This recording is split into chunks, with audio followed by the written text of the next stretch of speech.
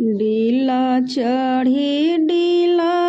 चढ़ी चिरैया बोले हो आजू घरे साजन अइहा हो।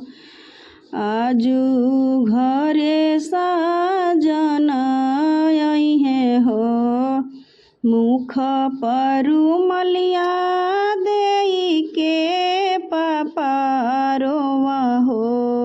आजू बेटी पराया भइलू हो।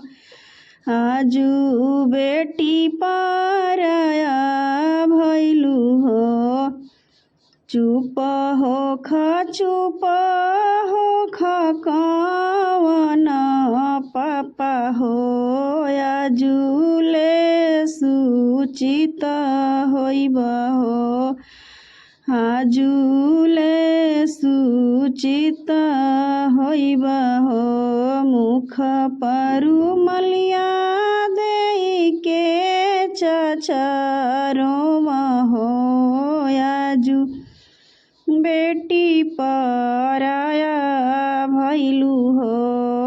आजू बेटी पराया भइलू हो। चुप होख कवन चाचा हो। आजू ले सूचित होइब हो। आजू ले सूचित होइब हो। डीला चढ़ी चिरैया बोले हो। आजू घरे साजन अइहे हो। आजू घरे साजन अइहे हो।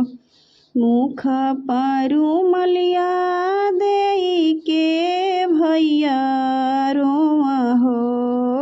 आजू बहिनी पराया भइलू हो।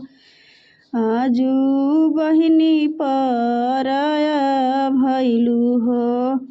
चुप होख शिवमा भैया हो।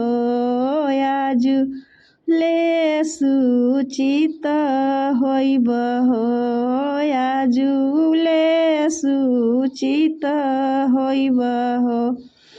चुप होख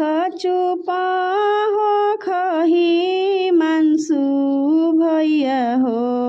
आजू ले सूचित होइब हो। आजू ले सूचित होइब हो।